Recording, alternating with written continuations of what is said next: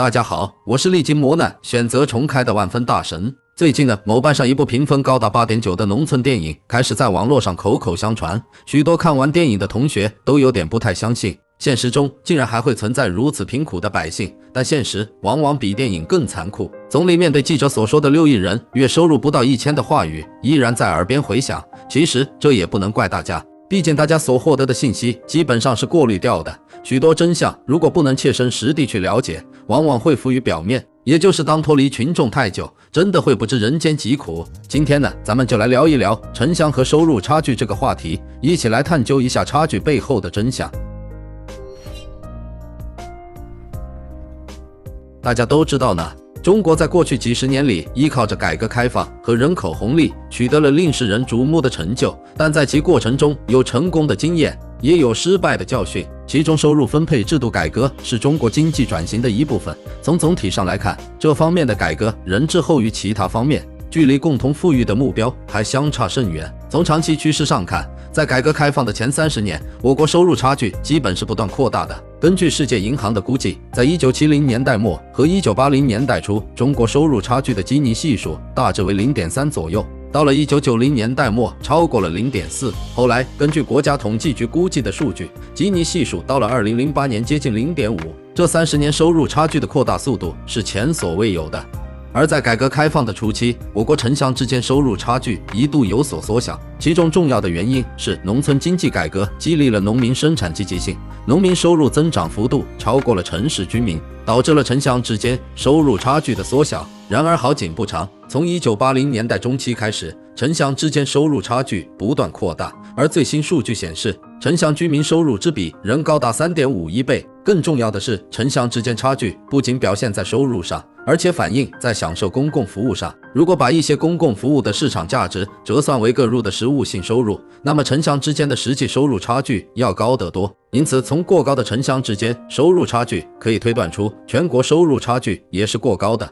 那么，为什么在计划经济时期就存在着巨大的城乡收入差距？为什么在市场化转型中有利于农民收入提高的改革措施总是难以推进和落实？人人都明白，户籍制度改革会给农民带来好处和利益，但是为什么进展得如此缓慢呢？这些问题需要认真的研究，寻求其背后的逻辑，并给予合理的解释。在计划经济时期，巨大的城乡收入差距的原因是经济发展需要从农民那里获得资本的原始积累。中国从一个农业大国，在向城市化和工业化转型过程中，资本来源不能光靠外部输入，主要还是靠内部积累，而资本积累主要来自于农民的生产剩余，这主要是依赖于2种行政手段来实现的，一是工农业产品的价格剪刀差，二是限制农村劳动力流动。2种手段是相辅相成的，离开了劳动力流动的限制，剪刀差是无法实现的，特别在一个封闭经济体系中，这种效应会更加明显。这在一定程度上解释了我国计划经济时期城乡收入差距的原因所在。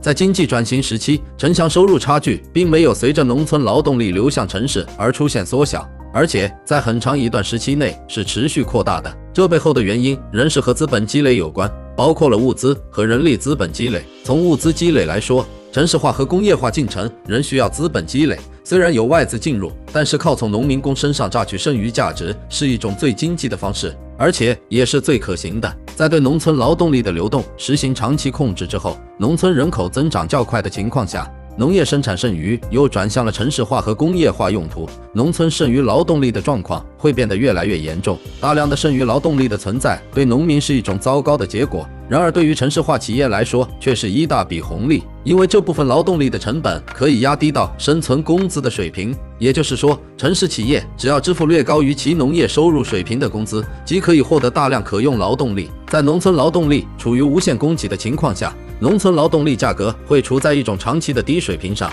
低工资劳动力并非意味着低劳动生产率，在劳动力无限供给的市场中，工资水平与劳动效率是脱节的，前者会大大低于后者，这会给企业带来额外的利润，特别是垄断企业求之不得的利益。从人力资本积累来说，中国城乡分割体制导致了农村公共服务供给严重不足，农民低收入水平不可能依靠自身财力来增加人力资本的积累，农村教育发展严重落后，高水平师资严重缺乏，教育质量严重低下，从而形成一种低收入到低人力资本投入的低水平陷阱。而对于城市居民来说，却是另一种良性循环。在一定意义上说，长期实行的城乡分割的制度，忽视农村发展和公共服务提供的发展战略，是现在城乡收入差距居高不下的原罪。经济学发展过程表明，经济学更适合于解释过去，而不是预测未来。这也意味着对未来收入差距变动的预测存在一定的风险。好在影响收入差距的大多是些长期因素，这些因素的变化相对比较缓慢。依据这些因素对收入差距未来变化趋势做出判断，不至于成为天方夜谭。我们能看到的是，在新形势下，一些有助于扩大收入差距的因素更多的显现出来。首先，高收入人群的规模快速扩大，这部分人群的财富积累快速上升，即使抛开非法的高收入问题，合理合规的高收入人群呈现一种快速增长的势头，而且其收入增长远远超过了中低收入人群。根据福布斯中国富人榜，从中可以看到其财富增长情况。一般的趋势是财富越多的人群，其财富增长越快。不难看出，在这7年中，前50名富豪的财富增长率大多超过了1倍，最富的前10位的财富增长率达到了3到4倍。这个人群的快速增加及其财富的快速增长，无疑起到了扩大收入差距的作用，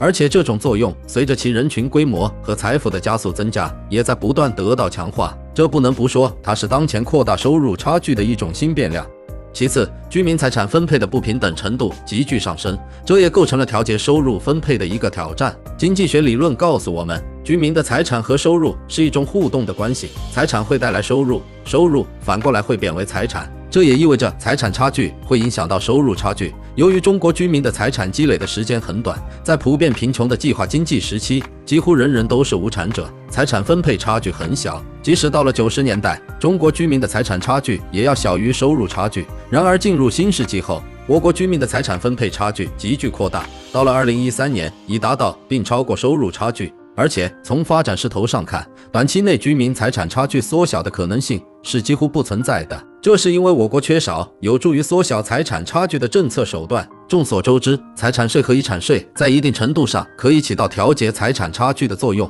但是这些政策短期内还是难以出台。最后，现行的收入分配政策的调节力度严重不足，而目前我国税收政策和转移支付对收入差距的调节作用是有限的，这也部分解释了当前我国收入差距为什么出现高居不下的状况。